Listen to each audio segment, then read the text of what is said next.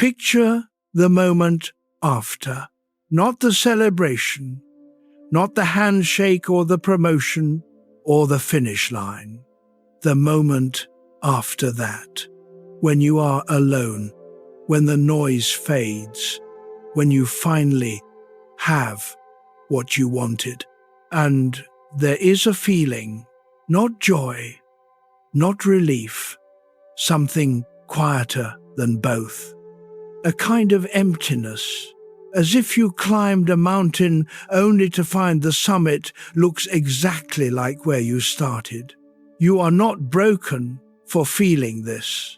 You are not ungrateful, not depressed, not failing at happiness. You are experiencing something. A 19th century German philosopher named Arthur Schopenhauer spent his entire life trying to explain. Tonight we are going to take a long journey together, not one story, but four. Four different ways of looking at the same uncomfortable truth. Why getting what you want never quite satisfies. Why achievement leaves a quiet void. Why the striving feels more real than the arrival. We will begin with philosophy. Then we will meet a character, an archetype that lives in every culture's stories. Then we will hear what modern psychology has discovered. And finally, we will sit with what it all means for you. This is going to take some time, 3.5 hours. Maybe you will hear all of it. Maybe you will fall asleep somewhere in the middle. Either way is fine. The ideas will be here, waiting, quiet. Let your shoulders drop. Let the day settle. We begin with Schopenhauer and a theory that changes everything. Chapter 2, The World as Representation. Schopenhauer began with a simple idea. The world you experience is not the world as it is. It is the world as your mind builds it. Think of it this way. Right now, you are seeing colors. But color does not exist outside your eyes. It is light waves interpreted by your brain. The redness of an apple is not in the apple. It is in you. Sound works the same way. Silence is just the absence of vibration reaching your ear. The chirp of a bird is your nervous system translating pressure waves into meaning. Even time and space, Schopenhauer argued, are not objective facts. They are the structure your mind uses to organize experience. He called this the world as representation. The world you know is a mental construction, a kind of interior movie playing inside your skull. And here is where it gets uncomfortable. If the world you experience is only a representation, then what is actually out there? Schopenhauer's answer was unsettling. Beneath the colors and sounds and shapes, beneath the neat categories your mind imposes, there is something else. Something blind, something restless. He called it the will. Chapter 3, The Blind Will to Live. The will is not a person. It is not a god. It is not conscious. It is the force that drives everything to exist and to keep existing. Plants push toward light. Animals hunt for food. Human beings wake up each morning and keep going, even when they do not know why. This is the will to live, the will to continue, the will to want. Schopenhauer believed this force is mindless. It does not have goals. It does not care about meaning or happiness or fulfillment. It only wants one thing: more. More life, more growth, more striving. You feel this inside you every day. The restlessness that does not name itself. The sense that you should be doing something even when there is nothing urgent to do. The quiet pressure to keep moving, keep achieving, keep wanting. That is not you being broken. That is the will humming in the background of your life. And here is the insight that changes everything. This will does not want you to be happy. It wants you to keep striving, because striving is what keeps you alive. And aliveness is all the will cares about. Happiness, for Schopenhauer, was never the goal of existence. It was an accident, a brief pause in the machinery of wanting. Notice the weight of your body where it rests. Let that thought settle, because what comes next explains why satisfaction always fades. Chapter 4: Desire as Perpetual Lack. Schopenhauer had a devastating insight about desire.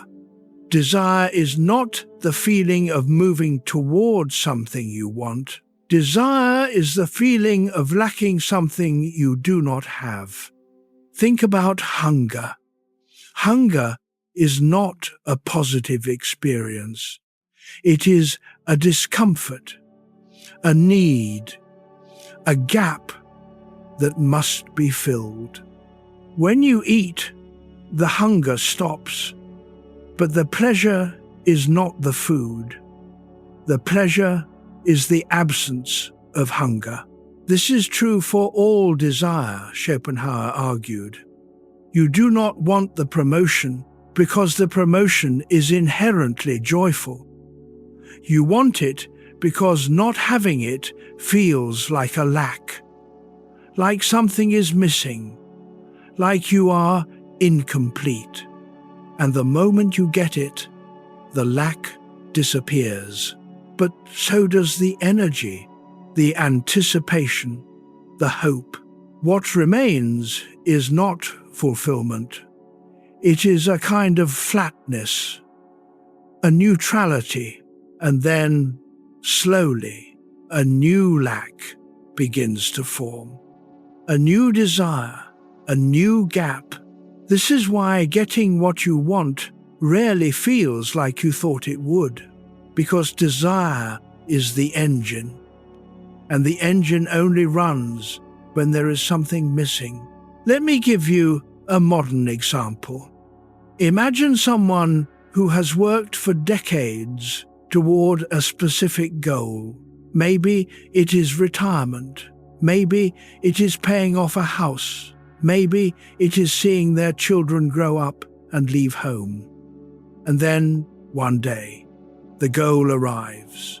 The work is done. The house is paid. The children are gone. And they sit in their living room on a Tuesday morning. No alarm, no obligations. The thing they wanted for 30 years. And they feel nothing. Not relief, not joy. Just a kind of quiet confusion. Who am I, they wonder, when I am not striving towards something? This is not failure. This is the structure of desire Schopenhauer described. The striving gave them purpose. The lack gave them direction. And now that the lack is gone, there is just space. And the mind, not knowing what to do with space, begins to search for the next thing to want. Chapter 5: Pleasure as Pain's Absence. Schopenhauer went further. He claimed that pleasure is not a positive state. It is only the temporary removal of pain. You do not feel pleasure from drinking water. You feel relief from thirst. You do not feel pleasure from warmth. You feel relief from cold. You do not feel pleasure from rest. You feel relief from exhaustion. This sounds bleak, and it is. But it also explains something most people recognize but never name. Why do good things stop feeling good so quickly? Because once the discomfort is removed, there is no pleasure left, just neutrality. And neutrality, over time, becomes boredom. Think of the first bite of a meal when you are truly hungry. It is vivid, almost overwhelming. But by the 10th bite, the pleasure has dulled. And by the end, you might even feel slightly uncomfortable. Overfull, the pleasure was never in the food. It was in the ending of hunger. And once hunger is gone, the food is just food. This is why achievement feels hollow, because the pleasure you imagined was not in having the thing, it was in no longer lacking it. And once the lack is gone, the thing itself is just an object, a title, a number in a bank account. Not salvation, not transformation, just a fact. One slow breath. Let that sit for a moment, because the next idea is where Schopenhauer's philosophy gets truly uncomfortable. Chapter 6, Why Satisfaction Fades. You have probably noticed this pattern in your own life. Something you wanted desperately for months or years finally arrives. And for a few days, maybe a few weeks, there is satisfaction. But then it fades, quietly, without drama. And you are back to the same baseline feeling you had before. Psychologists today call this hedonic adaptation, the tendency of humans to return to a stable level of happiness regardless of positive or negative events. But Schopenhauer saw it differently. He did not think humans adapt back to happiness. He thought they adapt back to wanting, because the will does not care if you are satisfied. It only cares that you keep striving. Satisfaction is dangerous to the will. A satisfied organism stops trying, stops seeking, stops reproducing. So the will builds restlessness into you. It makes satisfaction temporary. It ensures that no achievement, no relationship, no success will ever feel like enough for long. Not because you are flawed, but because permanence of satisfaction would mean the end of striving, and striving is what the will needs from you. This explains why people who seem to have everything often feel the emptiest. The external lacks are gone, the achievements are complete, the checklist is finished, and now there is nothing to distract them from the deeper truth that the wanting itself was the point, and without it, they do not know who they are. Here is a story. A man retires after 35 years in the same profession. He has done well, respected, financially secure. His children are grown. He imagined retirement as freedom, time to travel, time to read, time to simply exist without pressure. But 6 months in, he feels invisible, purposeless. The days stretch out, shapeless. He realizes his identity was not who he was, It was what he was working toward. And now that the work is gone, he does not recognize himself in the mirror. He calls an old colleague, offers to consult, volunteers for projects, not because he needs the money, because he needs the wanting, the striving, the sense that something still matters. Schopenhauer would say, this man is not weak, he is human. And being human means being caught in the machinery of the will. Chapter 7. The Pendulum of Suffering and Boredom. Schopenhauer had a metaphor for the human condition. He called it the pendulum. On one side, suffering, the pain of unfulfilled desire, the ache of wanting something you do not have. On the other side, boredom, the flatness of having what you wanted and discovering it does not change anything. And human beings, he argued, swing endlessly between these two states. When you lack something, you suffer. The lack dominates your attention. You think about it constantly. You believe that once you have it, everything will be different. So you strive, you work, you sacrifice, you push, and eventually you get it. And for a brief moment, the pendulum pauses at the center. Satisfaction, relief, but it does not stay there.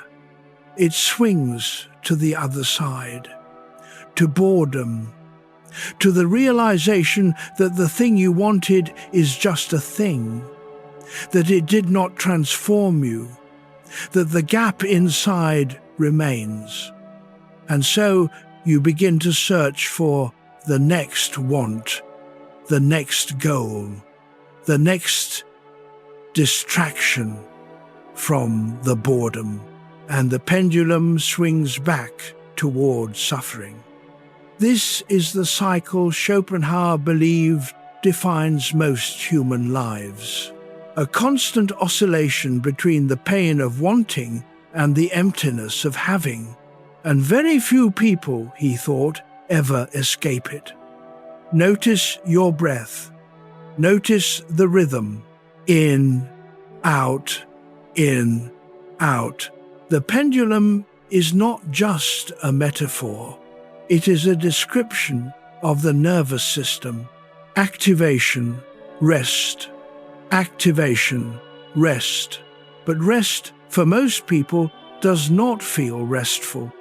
It feels like waiting, like something is missing. And so they seek activation again, not because they want it, but because boredom feels like death. Chapter 8. Individuality and Endless Striving. Schopenhauer noticed something about individuality. The more you see yourself as separate, the more you want, because separation creates the illusion of scarcity, of competition, of needing more to feel secure. Think about it. If you felt deeply connected to everyone around you, would you need to prove yourself? Would you need to accumulate more than others? Probably not, but most of us do not feel that connection. We feel isolated, alone inside our own minds, watching the world from behind our eyes. And that isolation creates endless wanting. You want recognition because you feel unseen. You want success because you feel insecure. You want love because you feel separate. And every achievement, every possession, every relationship becomes a way to prove you exist, to prove you matter. But nothing ever proves it enough. Because the problem is not what you lack. The problem is the feeling of being a separate self in a world of other separate selves. And that feeling, Schopenhauer argued, is built into the way humans experience reality. You cannot think without thinking as an I. You cannot want without wanting for me. And so the striving never stops. Here is a modern example. You are scrolling through social media, and you see someone's vacation photos, someone's promotion announcement, someone's perfect family portrait, and something tightens in your chest. Not because you begrudge them their happiness, but because their happiness reminds you of what you do not have. The comparison is automatic, involuntary, and suddenly you are wanting again. Not because you lacked before, but because you saw someone else's fullness and felt your own emptiness by contrast. This is the trap of individuality. The separate self is always comparing, always measuring, always finding itself lacking. And the only escape, Schopenhauer hinted, is seeing through the illusion of separation itself.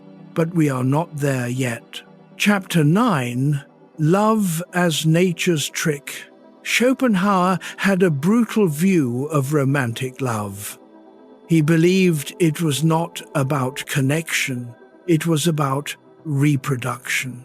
That the feelings you call love, the obsession, the longing, the sense that this person is the only one who can complete you, are not personal.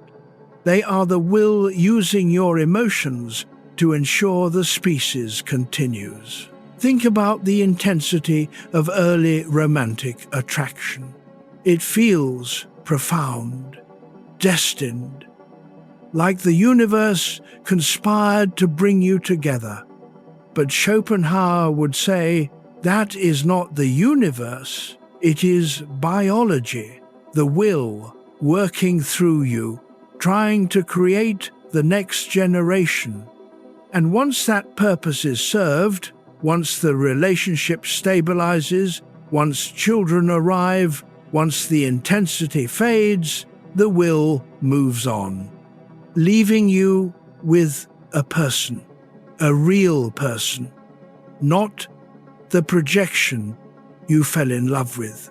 This is why so many people feel betrayed by love, because they believed the intensity was the truth. And when the intensity faded, they thought the love was gone. But the intensity was never love. It was the will, doing what it does, using desire to keep life moving forward. This does not mean love is impossible, but it does mean that the version of love you were taught to expect, the one where another person completes you, where passion lasts forever, where connection solves your emptiness, that version is a fiction. A fiction the will uses to keep you striving. Let me give you a quieter example. Two people meet. The chemistry is immediate, overwhelming. They cannot stop thinking about each other. Months pass. They move in together. The intensity softens. Routines form. And one day, one of them wakes up and thinks, is this all it is? Not with cruelty, just with confusion. The person beside them is good, kind, present, but the magic is gone, and they wonder if they chose wrong. If there is someone else out there who would bring the intensity back. But Schopenhauer would say the intensity was never supposed to last. It was a hook, a lure. And now that it has served its purpose, the real work begins. The work of staying, of choosing, of building something quieter than passion. And most people, he believed, never do that work, because they mistake the fading of intensity for the death of love. Chapter 10. Ambition and the Illusion of Fulfillment. Ambition, for Schopenhauer, was another form of the same trap.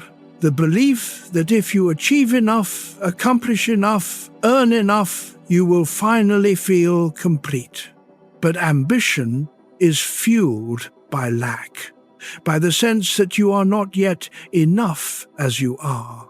And so you chase, you climb, you push, and every milestone becomes the next starting line. Because the will does not reward completion, it only generates new wants. Think about someone who has spent years building a career, climbing from entry level to management to executive. Each step felt necessary, essential, and then they arrive. The title, the salary, the office, the respect, and they sit in that office on a quiet afternoon, and they feel nothing. Not pride, not satisfaction, just a vague awareness that the striving was more real than the arrival. This is not unique to them. It is the structure of ambition itself. Ambition promises fulfillment, but it delivers only the next rung, the next goal, the next gap. And the person who spent their life chasing external success often arrives at the end of it realizing they were running from something, not toward something. From the feeling of not being enough, from the fear of insignificance, from the emptiness they could feel whenever they stopped moving. And the achievement, no matter how high, did not fill that emptiness. It just gave them a better view of it. Chapter 11. Comparison, Envy, and Social Desire. Schopenhauer understood that most human desire is not individual, it is social. You do not want things because you need them. You want them because others have them, or because having them signals something about who you are. Status, success, belonging. And this makes desire infinite, because no matter what you have, someone else has more. And their more makes your enough feel like not enough. This is the trap of comparison. It turns satisfaction into a moving target. It makes peace impossible, because peace requires accepting what you have, and comparison constantly reminds you of what you lack. Think about envy, not the loud, bitter kind, the quiet kind, the kind where you see someone's life and feel a small ache. Not because you begrudge them, but because their life reminds you of the version of yourself you are not living. That ache is not personal failure, it is the social nature of desire. You were taught implicitly that your worth is relative, that your success is measured against others, and so you can never rest, because someone, somewhere, is always doing better, and their better diminishes your good. This is why external success rarely satisfies, because it is not about the thing itself, it is about what the thing signals. And signals are always relative, always comparative. And comparison is a game you cannot win. Because the finish line moves every time you get close, let your jaw soften. Notice how tightly you have been holding this. Because the next chapter gets to the heart of why external success feels so futile. Chapter 12, The Futility of External Success. Schopenhauer believed that most people spend their lives solving the wrong problem. They think the problem is external. Not enough money, not enough recognition, not enough security. So they work to change the external, and sometimes they succeed. But the internal feeling does not change, because the problem was never out there, it was in here, in the structure of wanting itself. External success cannot solve an internal lack, because the lack is not about what you have, it is about the fact that you are built to want more than you have. This is the futility Schopenhauer saw everywhere. People working themselves to exhaustion for things that will not satisfy them, building lives around goals that, once achieved, reveal themselves to be empty. Not because the goals were wrong, but because goals, by definition, are temporary. And the sense of purpose they provide evaporates the moment they are reached. This does not mean external success is bad. It means it cannot carry the weight you have been placing on it. It cannot make you whole. It cannot give you peace. It cannot answer the question of who you are when you stop striving. Only something internal can do that. And that is where Schopenhauer's philosophy turns, not toward more striving, but toward a different relationship with the will itself. But before we get there, we need to understand what he believed could offer temporary escape. Chapter 13, Art as Temporary Liberation. Schopenhauer saw one place where the will loosened its grip: art.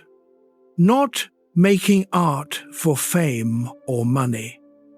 Not consuming art for status or distraction, but genuine aesthetic experience. The kind where you lose yourself completely in the contemplation of something beautiful. When you stand in front of a painting and time disappears, when you read a poem and forget where you are, when you listen to music and something shifts inside you, in those moments, Schopenhauer believed you stop wanting. Not because the want is fulfilled, but because the want temporarily ceases. You are no longer a separate self with needs and lacks. You are pure awareness, absorbed in the object, and in that absorption there is a kind of peace. Not the peace of satisfaction, the peace of forgetting the self entirely. This is why art feels different from achievement. Achievement reinforces the self. It says, "Look what I did, look what I am." But art, in its purest form, dissolves the self.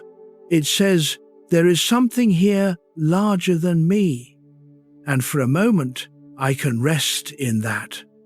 Of course, this peace is temporary. The moment ends, the self returns, the wanting resumes. But Schopenhauer valued these moments because they offered a glimpse of what life could feel like without the endless oscillation of desire. They offered proof that the will's grip is not absolute, that there are cracks in the machinery. brief pauses where something else becomes possible. And if art can create those pauses, even briefly, then perhaps there are other ways to loosen the will's hold. Chapter 14. Music and direct access to will. Schopenhauer had a special reverence for music. He believed music was different from other art forms, because while painting and poetry represent the world, music bypasses representation entirely. It speaks directly to the will itself. Think about how music works. It does not describe emotions. It does not depict scenes. It creates pure feeling, pure movement, without needing to reference anything outside itself. A minor chord does not represent sadness. It is sadness in sound form. And when you hear it, something inside you resonates, not because you are thinking about sadness, but because the music is accessing the same force that creates emotion, the will. This is why music can move you to tears without words, why a melody can feel like it understands you better than any conversation. Because it is not talking to your mind, it is talking to the force beneath your mind. The blind, restless, striving energy that Schopenhauer believed runs through everything. And for the duration of the music, that energy is not fighting you, it is flowing through you, and you are not trying to control it or escape it. You are just letting it move. This, for Schopenhauer, was as close to peace as most people ever get. Not the peace of silence, but the peace of alignment, of letting the will be what it is without resisting it. And in that letting, something softens, just for a moment, but a moment is enough. Chapter 15. Compassion and ethical awakening. Schopenhauer had another insight, one that surprised many who read his work. He believed that compassion was the only genuine moral impulse, not duty, not rule-following, not self-interest dressed as virtue, but genuine compassion, the felt sense of another's suffering as if it were your own. And the reason compassion matters in his philosophy is because it breaks the illusion of separation. When you feel true compassion, you are not thinking of the other person as separate from you. You are feeling their pain as your pain, their need as your need. In that moment, the boundary between self and other dissolves. And when that boundary dissolves, the endless competition stops. The comparison stops. The wanting stops. Because you are no longer trying to get more for yourself at the expense of others. You are seeing others as expressions of the same will that moves through you, the same restless, blind force, striving through different bodies. And when you see that, you cannot harm, you cannot envy, you cannot gloat, you can only feel the shared weight of existence. And from that feeling, kindness arises naturally.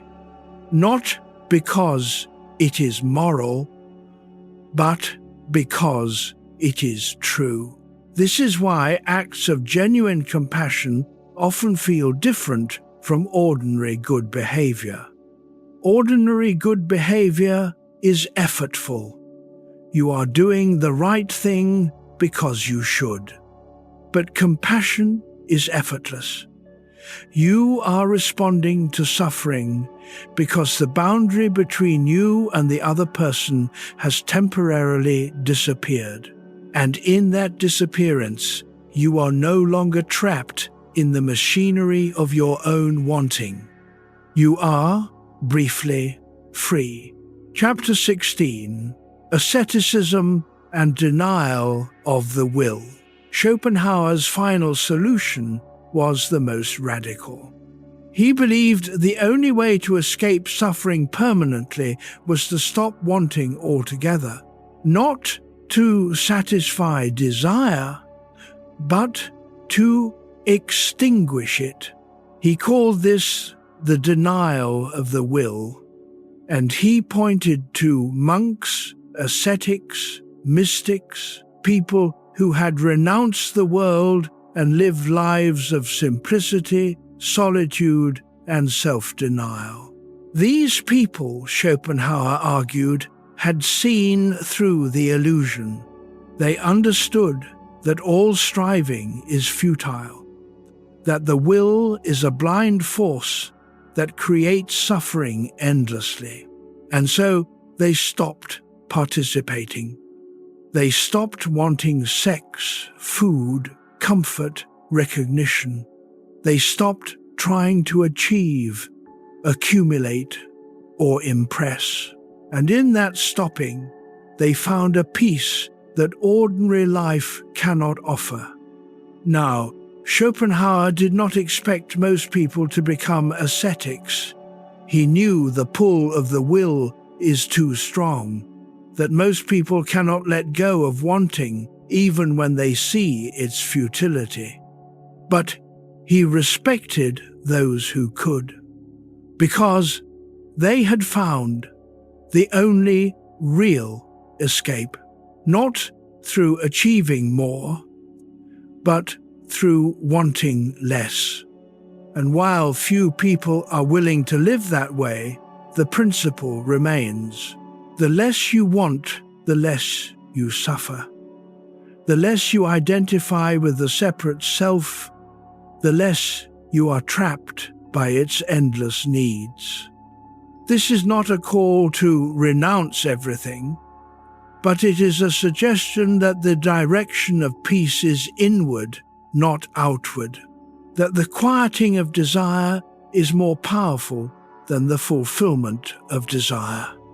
And that freedom, if it exists, is found not in getting what you want, but in no longer needing what you lack.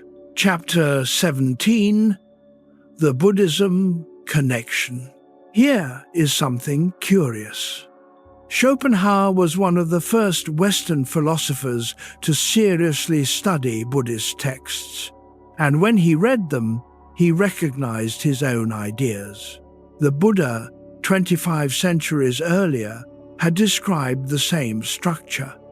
He called it dukkha, often translated as suffering, but closer to dissatisfaction, restlessness, the sense that something is always lacking. The Buddha taught that desire is the root of dukkha, that craving creates suffering, and that the path to peace is through the cessation of craving. This is almost exactly what Schopenhauer concluded independently. Two minds, separated by continents and millennia, arriving at the same uncomfortable truth, that wanting is suffering, that satisfaction is temporary, that the cycle continues until you stop participating. The Buddha offered a path, the Eightfold Path, a gradual training in ethical behavior, mental discipline, and wisdom. Schopenhauer offered a philosophy, a way of understanding why life feels the way it does, and both, in their own way, were saying the same thing. The problem is not that you have not achieved enough. The problem is that achievement cannot solve the deeper issue. The issue is the structure of self. the feeling of being a separate entity in a world of other separate entities. And until that feeling shifts, no amount of external change will bring lasting peace. This is where philosophy meets practice, where understanding becomes transformation. But transformation, both the Buddha and Schopenhauer would agree, is rare. Most people spend their lives in the pendulum, swinging between wanting and having, between suffering and boredom. And that is not a moral failing, it is just what being human feels like, unless you see it clearly enough to step outside it, even for a moment. Chapter 18, The Aging Paradox. There is something interesting about aging and desire. You would think that as people get older, as they achieve more, accumulate more, experience more, they would want less. And sometimes they do. But often the opposite happens. Older people feel the pressure of time, the awareness that opportunities are closing, that certain doors will never open again. And that awareness can intensify wanting, not for more things, but for meaning, for legacy, for proof that their life mattered. Schopenhauer would say this is the will adapting its strategy. When reproduction is no longer possible, the will shifts its energy toward other forms of continuation, building something that outlasts you, teaching something that survives you, creating something that carries your name forward. This is why so many people, late in life, become obsessed with legacy, writing memoirs, establishing foundations, passing on wisdom to the next generation. It feels like transcendence, like rising above the cycle of desire. But Schopenhauer would gently suggest that it is still the will, still the drive to continue, just expressed in a different form. And yet, there is also something that happens in aging that Schopenhauer might have respected: a quieting, a softening, a gradual release of the need to prove anything. Some people, after decades of striving, finally stop, not because they achieved everything, but because they realized achievement was never the point. And in that realization, there is a kind of freedom. The freedom of being done with the performance, done with the accumulation, done with the endless comparison. Not everyone reaches this place, but those who do often describe it the same way. A lightness, a spaciousness, a sense that they can finally breathe. And that breath, Schopenhauer might say, is what happens when the will loosens its grip, when you stop resisting life and stop demanding that life be different than it is. When you accept the pendulum, not by fighting it, but by no longer believing it defines you, let your attention move to the rhythm of your breath. Notice how it continues, without effort, without thought. This is the body's wisdom.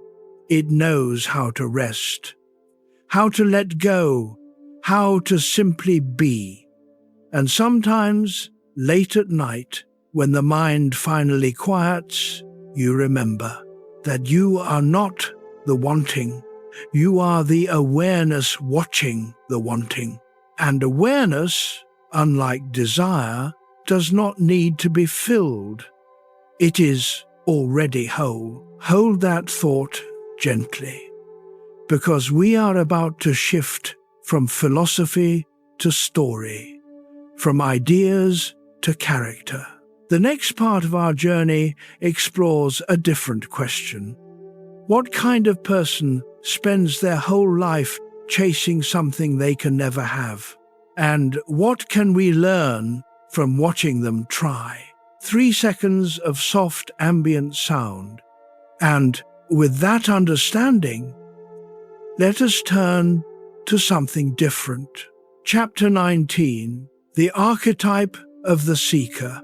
Every culture has stories about the person who cannot stop searching. The wanderer, the seeker, the one who leaves home to find something they cannot name.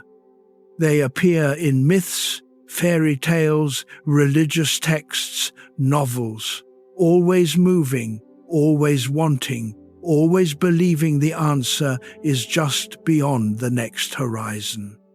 In medieval literature, there was Parsifal, a knight searching for the Holy Grail, a cup that would grant eternal life, end all suffering, make everything meaningful.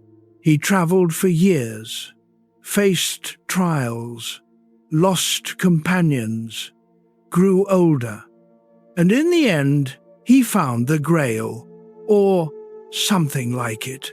But the discovery was not what he expected.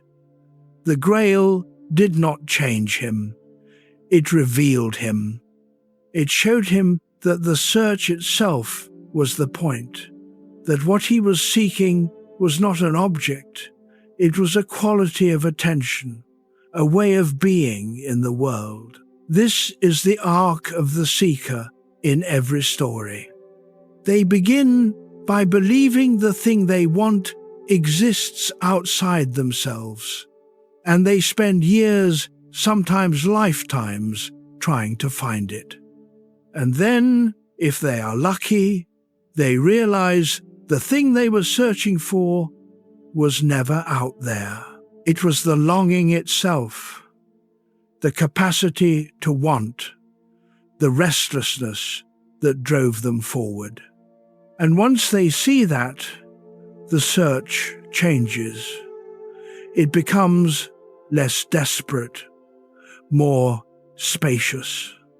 Not because they stop wanting, but because they stop believing that getting what they want will save them. Tonight, we are going to explore this archetype, the seeker, the person who cannot rest, who cannot settle, who always believes there is something more. Maybe you will recognize them. Maybe you will recognize yourself. Chapter 20, The Young Seeker. The seeker usually begins their journey young. They feel a restlessness that their peers do not seem to feel, a sense that the ordinary life, the job, the house, the routine is not enough. Not because there is anything wrong with ordinary life, but because they believe they are meant for something else, something larger, something that will finally make them feel complete. So they leave. Physically or metaphorically, they quit the safe job. They end the stable relationship.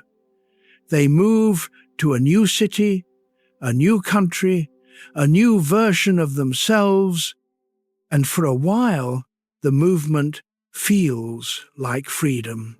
The open road, the blank page, the sense that anything is possible.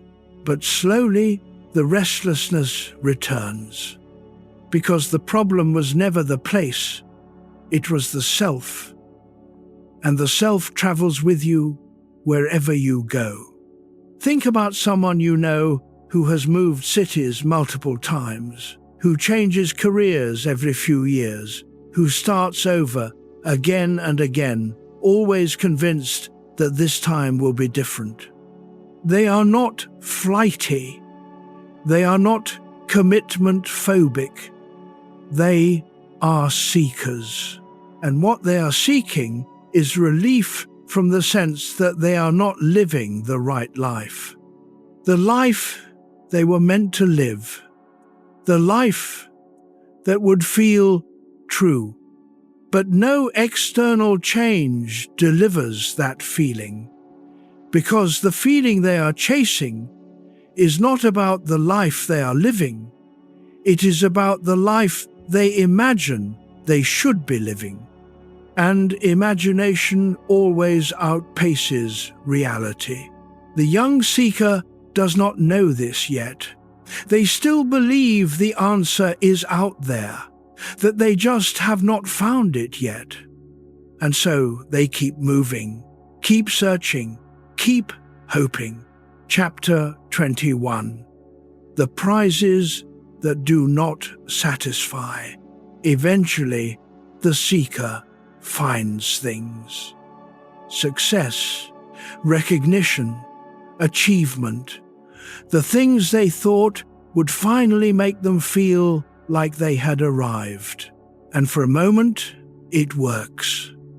The prize feels like validation, like proof that the search was worth it.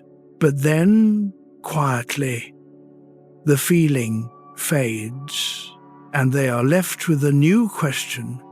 If this was supposed to be the answer, why do I still feel empty? There is a story about a man who spent his 20s and 30s building a business. Long hours, enormous sacrifice, relationships neglected, health ignored. But he believed it would be worth it, that once the business succeeded, once he had financial security and professional respect, he would finally be able to relax, to enjoy life. And then the business succeeded. Beyond his expectations, he sold it, made more money than he knew what to do with, retired at 45, and 6 months later, he was miserable. Not because he missed the work, because the work had given him a reason to wake up, a problem to solve, a mountain to climb. And now there was no mountain, just space. And he did not know what to do with space, so he started another business. Not because he needed the money, because he needed the striving. The seeker in this story is still seeking, even after winning, because the prize was never the point. The point was the search, the movement, the feeling of working towards something. And once that feeling is gone, the prize is just an object, a number, a fact, not a transformation, not a salvation, just the end of one chapter and the beginning of a new restlessness. Chapter 22, The Midlife Reckoning. Somewhere in middle age, the seeker has a realization. They have been searching for decades, and they have found many things, some good, some disappointing, some surprising, but none of them changed the fundamental feeling, the sense that something is still missing, that they are still not complete. And at this point, two paths open. One path, double down, search harder, believe that the thing they seek exists and they just have not looked in the right place yet. The other path, turn inward, stop looking outside. Ask a different question. What if the thing I am seeking does not exist? What if the restlessness is not a problem to solve, but a feature of being alive? What if I am already whole and I just never learned to feel it? This second path is terrifying because it means letting go of the story that has defined their entire life. The story that somewhere, somehow, they will find the thing that makes everything make sense. And if that story is not true, then what? Then you are here, now, with what you have, and no external achievement will change that. This is the midlife reckoning of the seeker, and it is brutal, because it requires mourning. Mourning the life you thought you would live, mourning the person you thought you would become, and sitting with the reality of who you are. Not who you wish you were, who you actually are. Most people avoid this reckoning. They stay on the first path. They keep seeking. But a few people stop and sit and grieve. And something unexpected happens. The restlessness softens, not because they achieved anything, but because they stopped demanding that achievement save them. Chapter 23. The Wisdom of the Returned Seeker. There is a version of the seeker in many myths who returns home. After years of wandering, they come back to where they started, and everything looks the same. The same streets, the same faces, the same ordinary life they left behind. But they see it differently, not because the world changed, because they did. They no longer need the world to be extraordinary to feel okay. They can see the extraordinariness in the ordinary. The way light falls through a window, the kindness in a stranger's gesture, the quiet satisfaction of a day well lived, even if nothing remarkable happened. This is the wisdom of the returned seeker. Not that they found what they were looking for, but that they stopped looking. And in the stopping, they found something else. Presence, gratitude, the ability to rest in the moment without needing it to be different. An older person sits on their porch in the evening. Nothing special is happening. The street is quiet. The sky is dimming, and they feel a fullness. Not because they have everything, but because they have stopped needing everything. The younger version of themselves would have been restless in this moment, wanting something more, something bigger, something that proved their life mattered. But this version knows life does not need to prove itself, it just needs to be lived. And living it with attention, with kindness, with the acceptance that it will end someday, that is enough. This is what the seeker finds, if they are lucky. Not the treasure at the end of the quest, but the quiet knowledge that the quest was always about learning to stop questing. Let the weight of your body settle. Let the search rest for tonight, because there is more to understand. And we are going to turn now to what science has discovered about all of this. Chapter 24. The Paradox of Choice. Modern psychology has confirmed something Schopenhauer intuited. Having more options does not make people happier. Often, it makes them less happy. Psychologist Barry Schwartz wrote about this in his book, The Paradox of Choice. He found that when people are presented with too many options, whether it is jams at a grocery store or potential romantic partners on a dating app, they experience decision paralysis. And even when they do choose, they feel less satisfied, because they are haunted by the options they did not choose? What if the other job would have been better? What if the other person was more compatible? What if I made the wrong choice? This is the modern version of Schopenhauer's pendulum, not just swinging between wanting and having, but between choosing and regretting.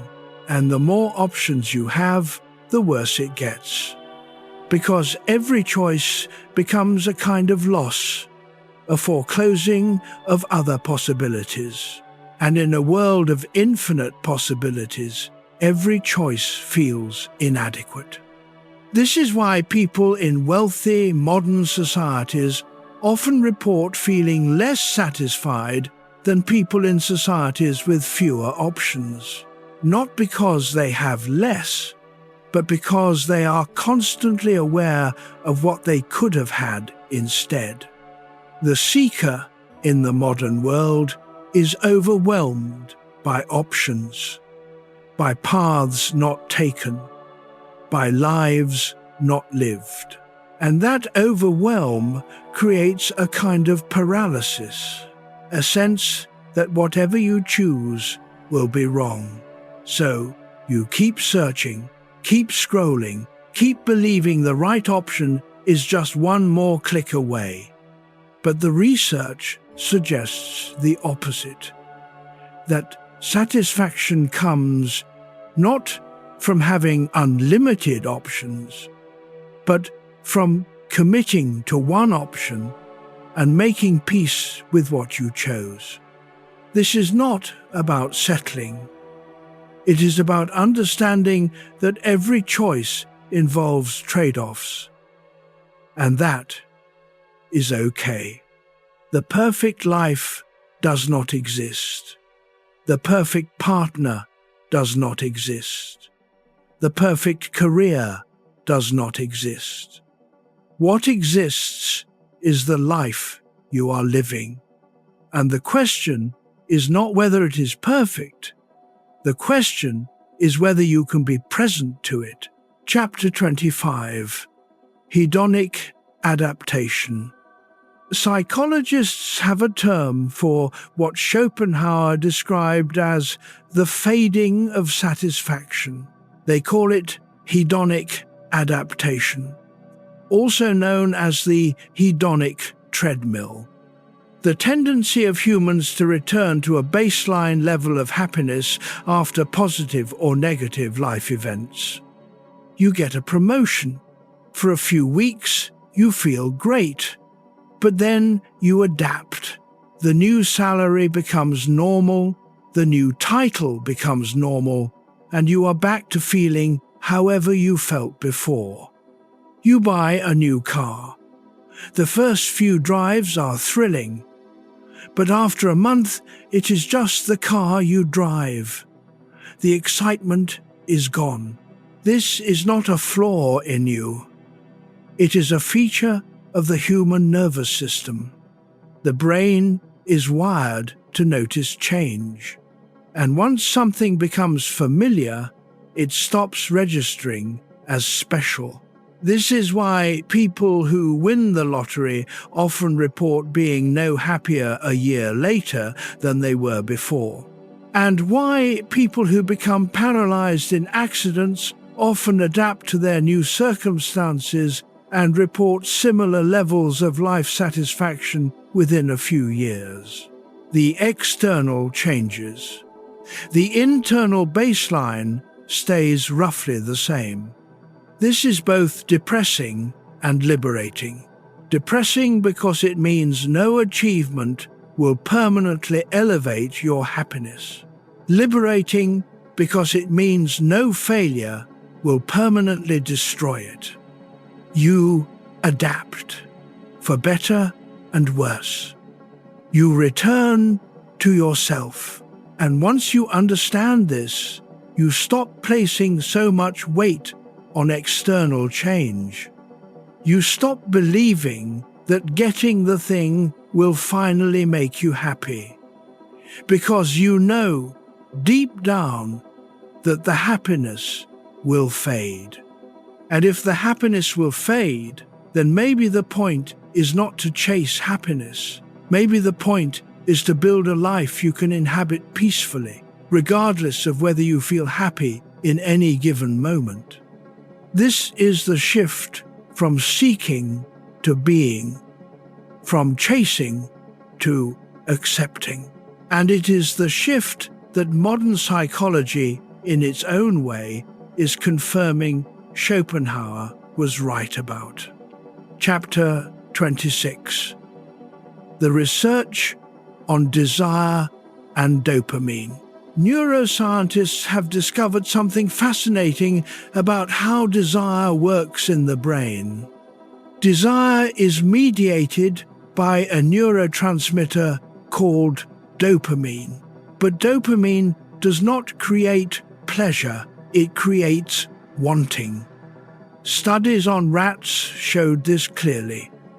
When you give a rat a lever that releases dopamine in its brain, the rat will press the lever obsessively hundreds of times, ignoring food, ignoring rest, just pressing the lever. But the rat does not seem to enjoy it. It just wants to do it again. This is the difference between wanting and liking, between desire and satisfaction. Your brain is wired to want, to pursue, to seek, and dopamine is the chemical that drives that seeking. But the satisfaction, the liking, is mediated by different systems, opioid receptors, and those systems are much quieter, much less intense.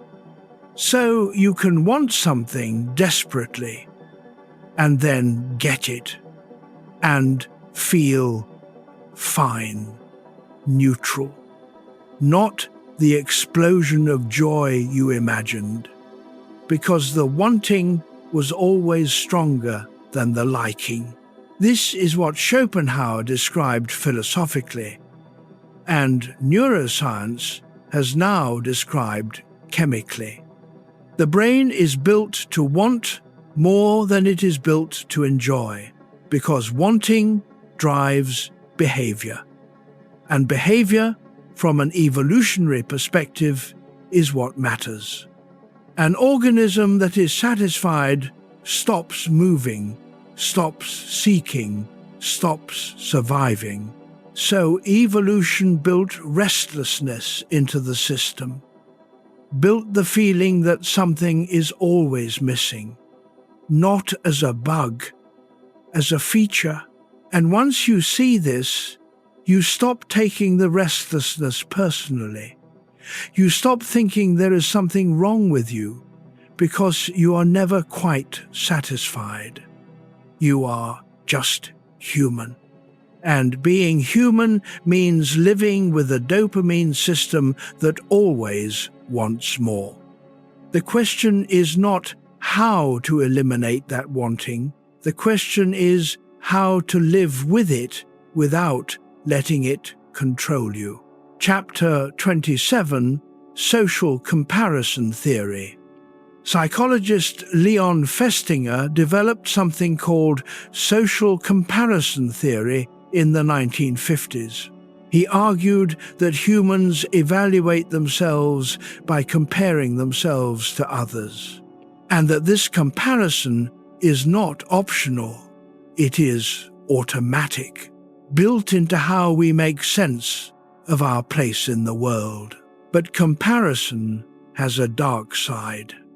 When you compare yourself to someone doing better than you, you feel worse, inadequate, behind. And when you compare yourself to someone doing worse, you feel temporary relief, but also guilt, and the knowledge that your position is fragile.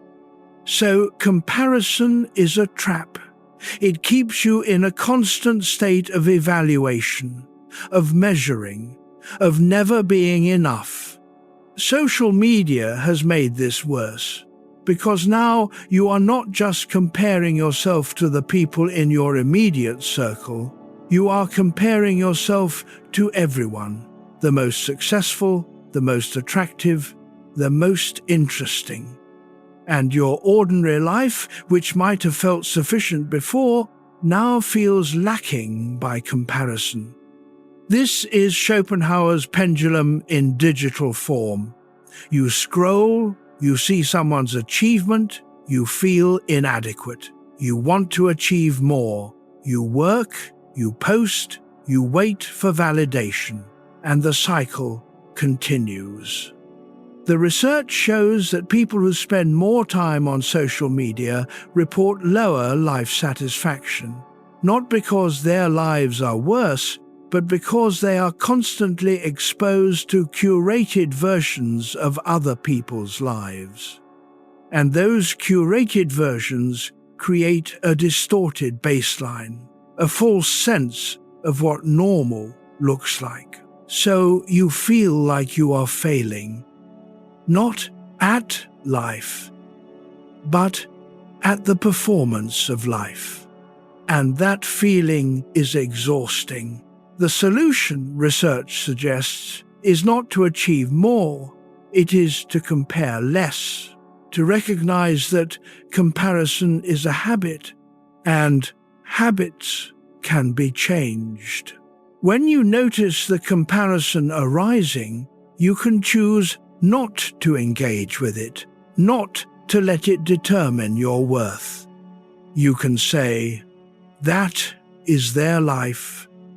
This is mine, and mine is enough."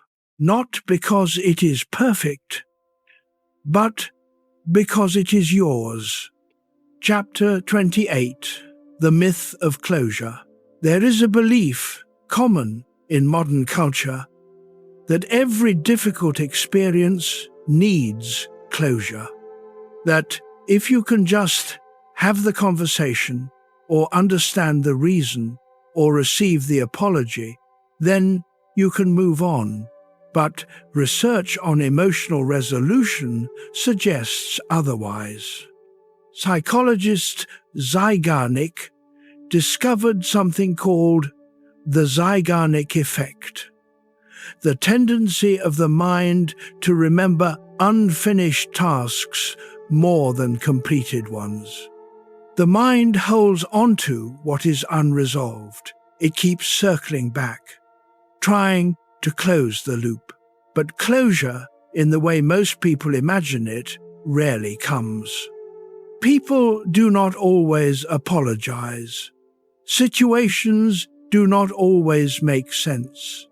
Questions do not always have answers. And waiting for closure keeps you stuck, keeps you wanting something that may never arrive. The alternative is acceptance, not closure, acceptance. The recognition that some things will remain unfinished. Some relationships will end without clarity. Some pain will not have a resolution. And that is okay. You can grieve without closure. You can heal without understanding. You can move forward without the other person's permission. This is one of the hardest lessons of adulthood, that you do not always get the ending you want, and you have to make peace with that. Schopenhauer would say this is part of the will's cruelty, that life does not owe you resolution. It just keeps moving. And you either move with it or spend your life waiting for something that will never come. The seeker, in this sense, is often someone waiting for closure, waiting for the moment when everything will finally make sense. But sense-making is something you do, not something life gives you. And the sooner you start making sense of your own experience on your own terms, the sooner you can stop waiting for external validation. Chapter 29. The Science of Enough. There is a growing body of research on sufficiency, on what it means to have enough, and the findings are surprising.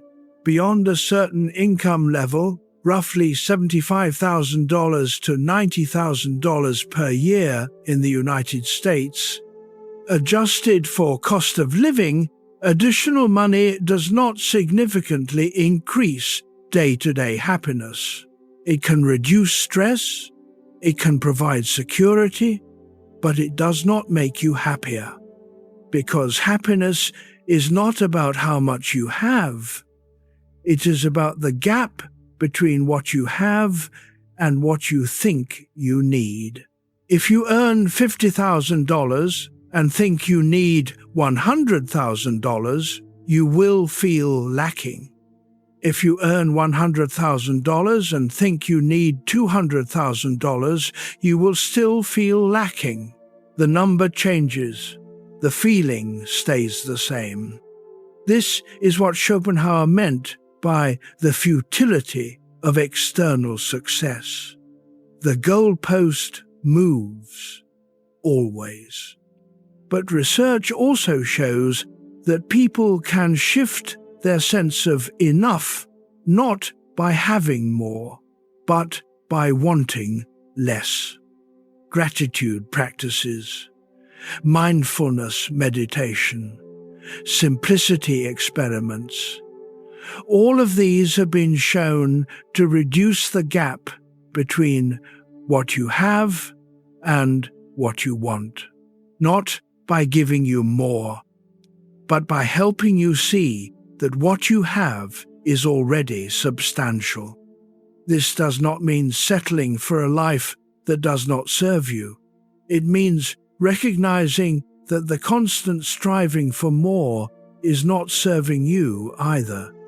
And that peace comes not from achieving everything on your list, but from questioning the list itself. What if you do not need half the things you think you need? What if the life you are living is already enough, and you have just been trained not to see it? This is the question research keeps circling back to.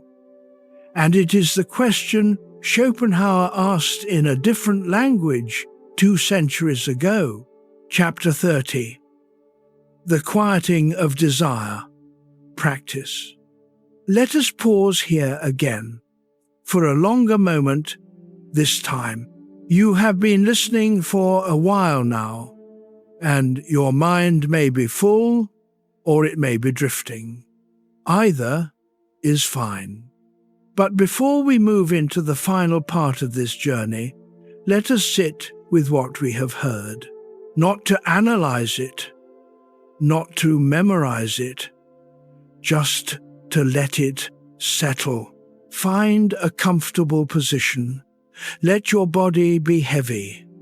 Think of one thing you have been chasing. Not the biggest thing, just one. Maybe it is a goal. Maybe it is a feeling. Maybe it is a version of yourself you think you should be. Now imagine that thing on a shelf across the room. You can still see it, but it is over there. And you are here. Notice the space between you and the wanting. You are not your wants. You are the one who watches them, the one who notices them, the one who can choose in this moment to let them rest. Take a slow breath in, hold it gently, release it slowly. Now imagine the restlessness itself, not as an enemy, but as a part of you that has been working very hard, trying to keep you safe, trying to keep you moving. Thank it, quietly, for all the years it has pushed you forward, and then gently tell it, you can rest now, just for tonight, I am safe. I am here. I do not need to be anywhere else. Feel your chest. Feel your belly. Feel the rise and fall of your breath. This is the only moment that exists. And in this moment, nothing is lacking. Not because you have everything, but because right now, in this breath, there is no future to worry about, no past to regret. There is only this, and this is enough. Let yourself believe that, just for now, you do not have to carry it into tomorrow. Just let it be true for the length of one breath. You are enough. Not because of what you have done, but because you are here, alive, aware. And that aliveness does not need to justify itself. It just is. Breathe that in, let it fill you. And when you are ready, we will move into the last part of our night together. The part where we ask, what now? What do you do with all of this understanding? How do you live knowing what you know? 3 seconds of soft ambient sound. Let that settle for a moment. The next story comes from a very different world, but speaks to the same place in you. Chapter 31. What it means to be enough. We have covered a lot of ground tonight.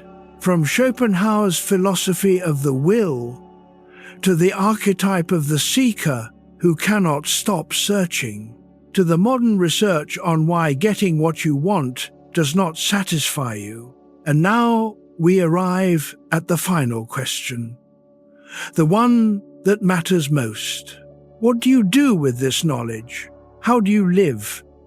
Because understanding why you feel empty after achievement does not eliminate the emptiness. It just gives you a framework for it. And the framework is this: you are not broken. The system is. The system of desire, the structure of wanting, the machinery that keeps you believing the next thing will finally be enough.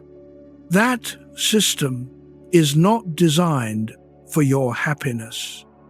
It is designed to keep you alive, to keep you moving, to keep you striving.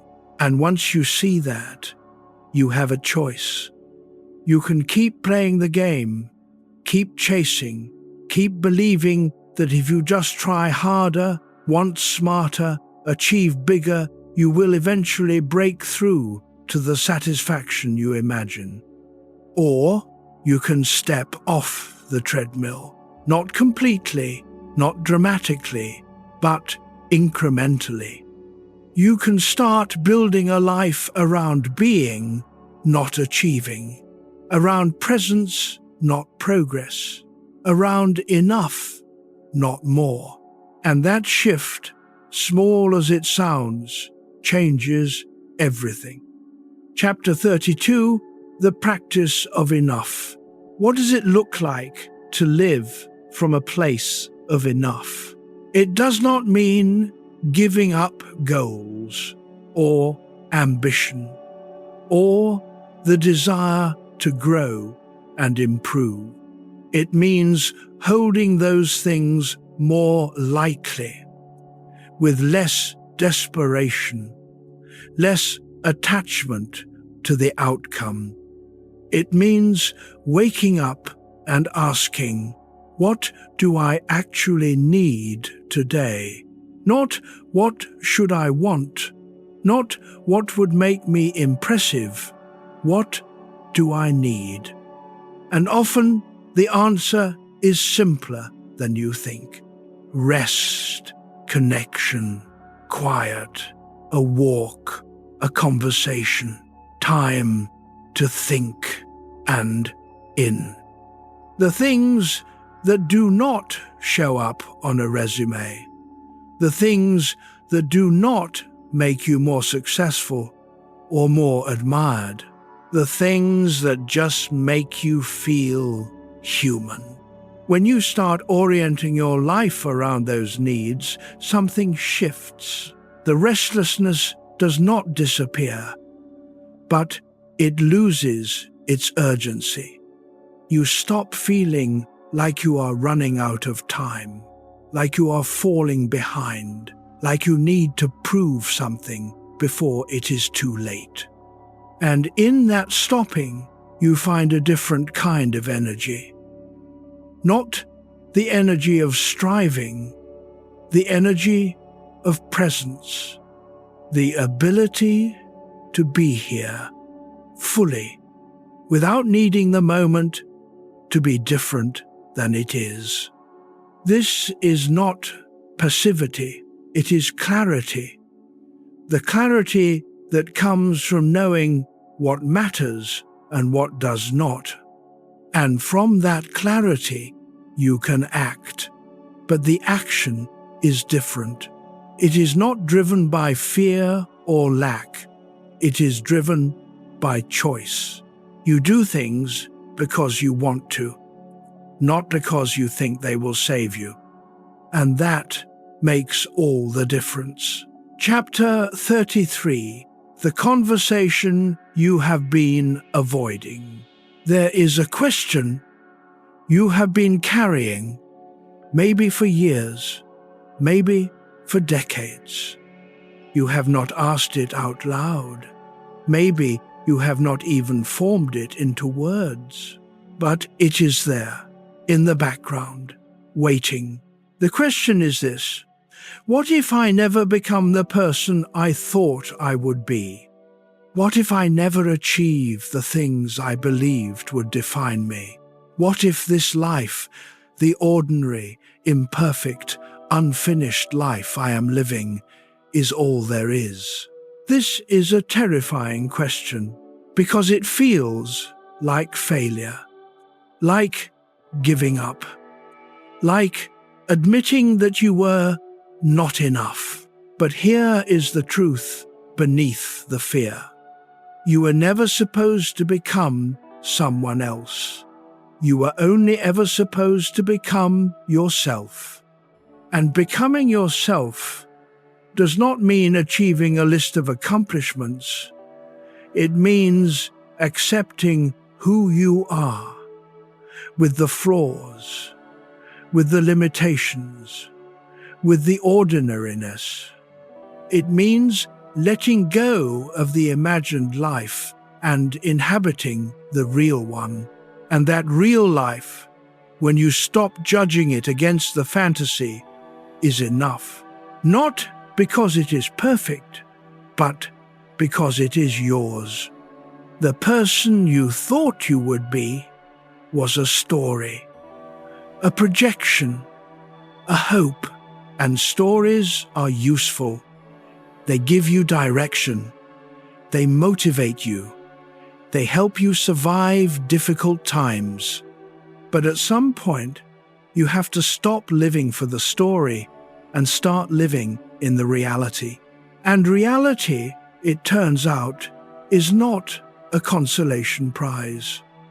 It is the only prize, the only place where joy is possible, the only place where connection is real, the only place where peace can be found. So the question is not, what if I never become that person?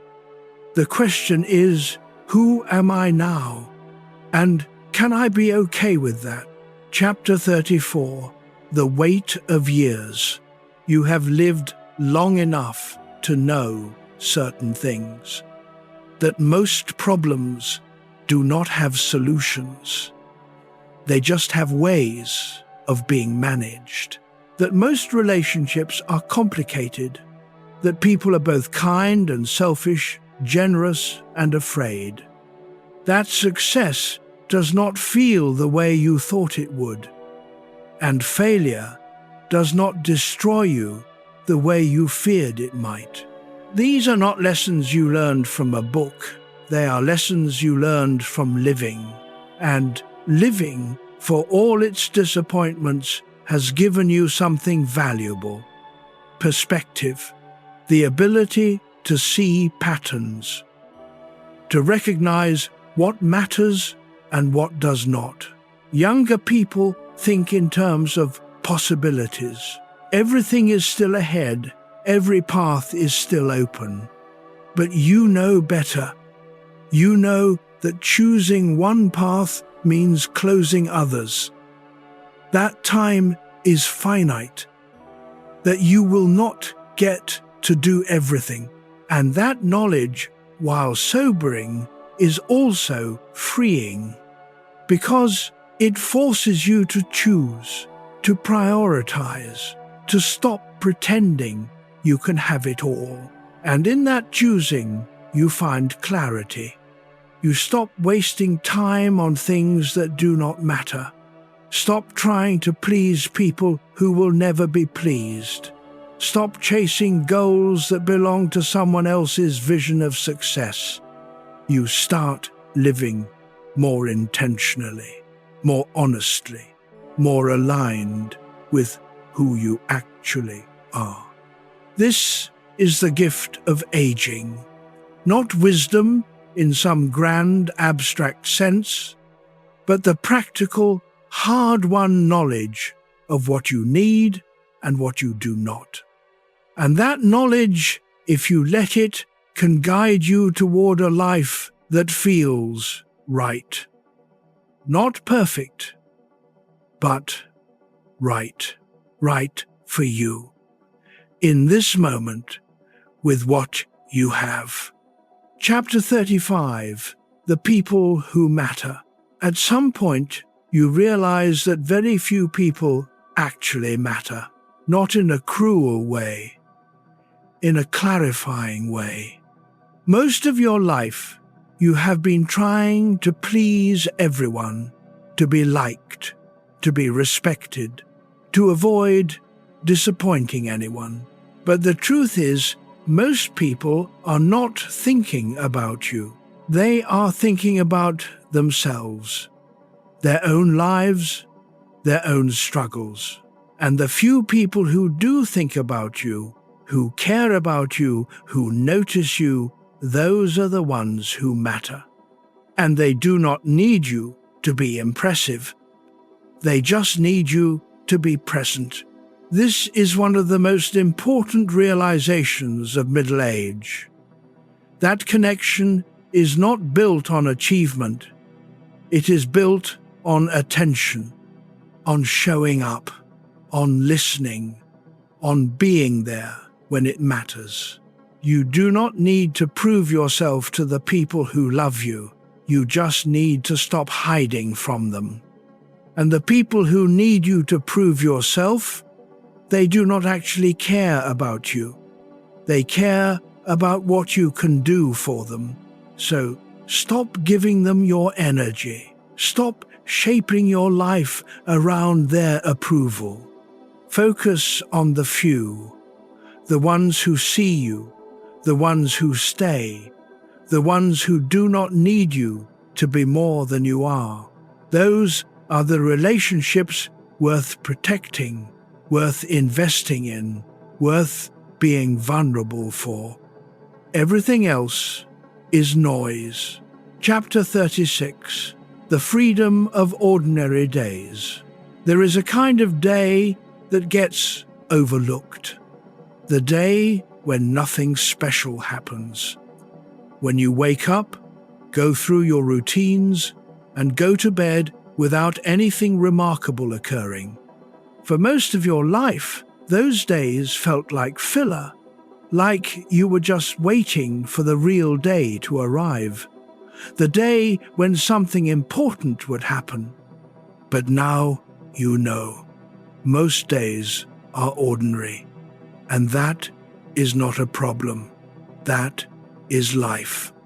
Life is not the highlights.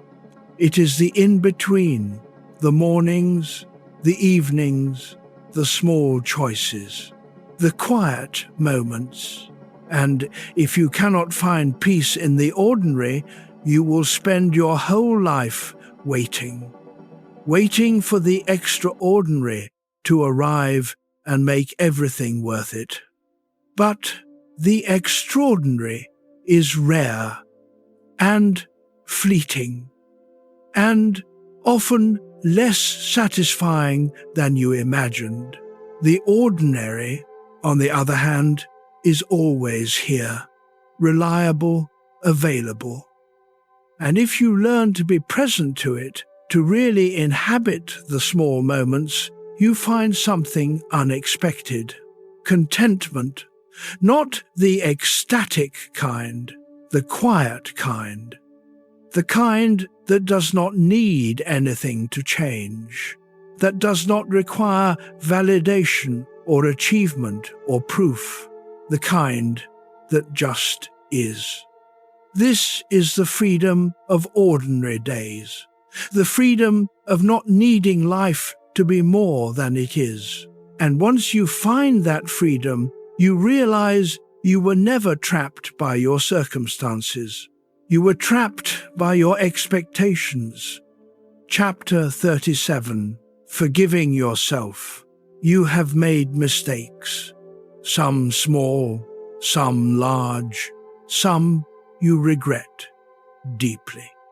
And for years, maybe decades, you have been carrying them, replaying them, wishing you could go back and choose differently. But you cannot go back. The past is fixed, and no amount of regret will change it. So the question is, what do you do with the mistakes? You forgive yourself, not because you deserve it, not because the mistakes were not real, but because carrying them is destroying your present. Forgiveness is not about excusing what you did. It is about releasing the grip it has on you. It is about recognizing that you were doing the best you could with the awareness you had at the time, and that the person you are now is different from the person you were then. You have grown. You have learned. You would not make the same choices today. And that growth is evidence that you do not need to keep punishing yourself. The punishment is not helping. It is just keeping you stuck. So let it go. Not all at once, not perfectly, but incrementally. Each time the memory arises, instead of spiraling into shame, say this: I did that. It was wrong. And I am different now. I different. That is enough. You do not need to erase the past. You just need to stop letting it define your future. This is one of the hardest practices and one of the most important, because you cannot move forward while dragging the weight of every mistake behind you. At some point, you have to set it down and trust that you are worthy of a second chance, not from anyone else, from yourself. Chapter 38, What Your Younger Self Needed to Hear. If you could go back and talk to the younger version of yourself, the one who was afraid, uncertain, trying so hard to prove they mattered, what would you say? Probably something like this: you are going to be okay. Not because everything will work out the way you hope. It will not. You will experience loss, disappointment, failure. But you will survive it. And you will learn from it. And you will become someone you did not know you could be. The things you are afraid of right now, not being enough, not being loved, not mattering, those fears will soften with time. Not because you will achieve everything you want, but because you will realize that achievement is not what makes you valuable. You are valuable because you are here, because you care, because you keep trying, even when it is hard. And the people who matter will see that. They will love you not for your accomplishments, but for your presence, for the way you show up, for the kindness you offer. So stop trying so hard to be impressive. It is exhausting, and it is not working. Just be yourself, imperfect, uncertain, trying. That is enough. It has always been enough. And years from now, you will look back and realize the life you were living, the life you thought was not good enough, was actually quite beautiful. You just could not see it at the time, because you were too busy looking ahead, too busy comparing, too busy wanting more. But now you can see it, and you can give yourself what you needed then. Permission to be ordinary, to be flawed, to be enough, just as you are. Chapter 39, 7 Days of Enough. Here is a path. 7 days, not to eliminate desire, but to change how you carry it. Day 1, notice one want. Today, just notice one thing you have been wanting. Do not judge it. Do not fix it. Simply notice it and silently name it. There you are. That is enough for today. Day 2, feel the grip. At some point today, notice how tightly you are holding on to a specific desire. Feel the tension in the holding. You do not need to let go. Just feel how it feels to grip. Day 3. One want released. Choose one small want today, a minor preference, a passing wish, and let it be unmet. Not forever. Just for today. See what it feels like to not pursue it. Day 4, satisfaction without achievement. Notice one moment today where you feel okay without having accomplished anything. Maybe it is a breath between tasks. Maybe it is sitting with your coffee. Let that moment be enough, just as it is. Day 5. The comparison. Pause. When you notice yourself comparing today, your life to someone else's, your present to your past, pause. Do not judge the comparison. Just notice it. And ask, what am I actually wanting right now? Day 6. Gratitude for the ordinary. Name 3 ordinary things you have that you are no longer noticing. Not big things, small things. The chair that holds you, the water that is clean, the fact that you woke up. Let them matter again. Day 7. The enough experiment. Tonight, before sleep, say this sentence to yourself. I am enough as I am. You do not have to believe it fully. Just let the words land. And notice what happens in your body when you hear them. Chapter 40. The End of Seeking. We return now to where we started. To the emptiness after achievement. To the question that brought you here. Why do you feel empty after getting everything you wanted, and now you know. Because achievement was never designed to fill you. It was designed to keep you moving, striving, wanting.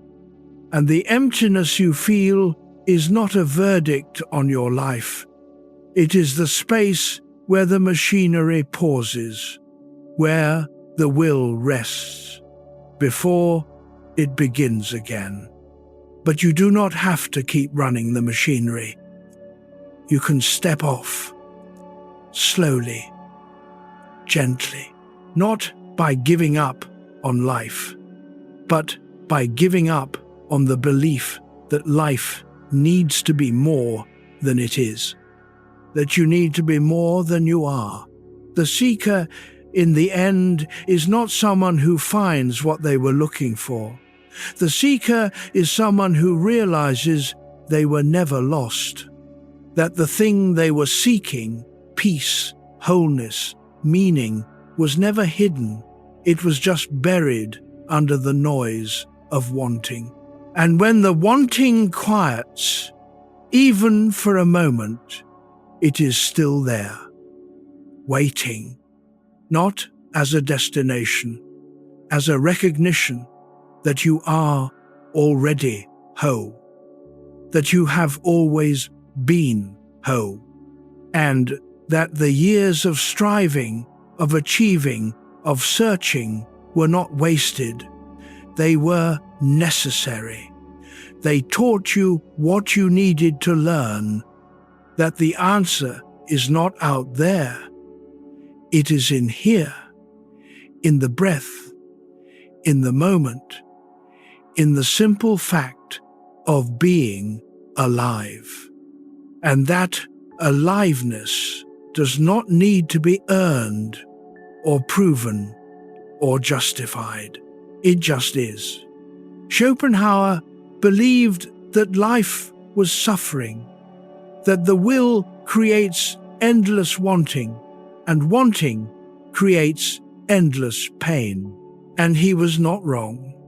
But he also saw the way out, not through achievement, through acceptance, through compassion, through the quieting of desire. And that quieting is not death.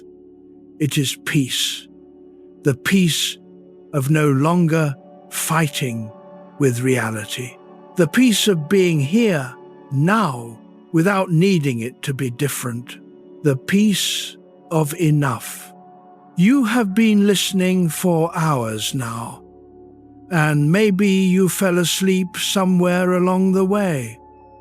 Maybe you are still here, still listening, still wondering if any of this applies to you. It does. Not because your situation is unique, but because it is universal. Every human being struggles with this. The gap between what is and what should be. The restlessness that never quite settles.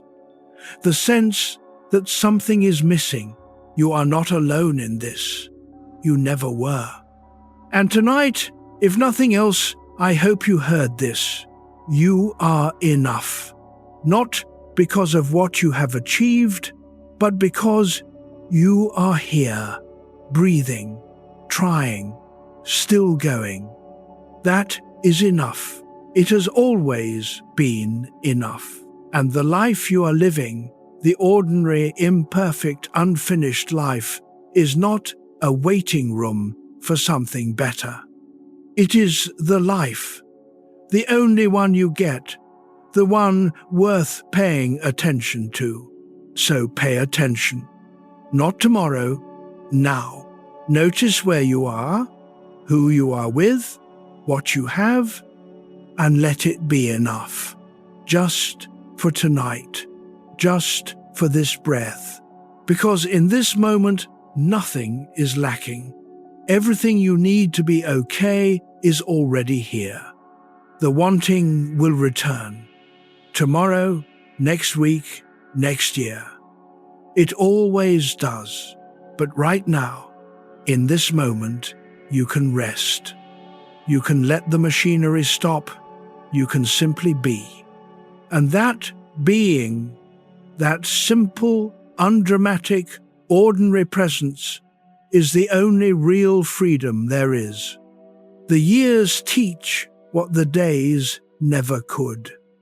And tonight, you learned what Schopenhauer spent a lifetime trying to say, that you are not broken for feeling empty after getting what you wanted. You are awake, and awakeness, though uncomfortable, is the only way through. Rest now. Let the wanting quiet. Let the search end.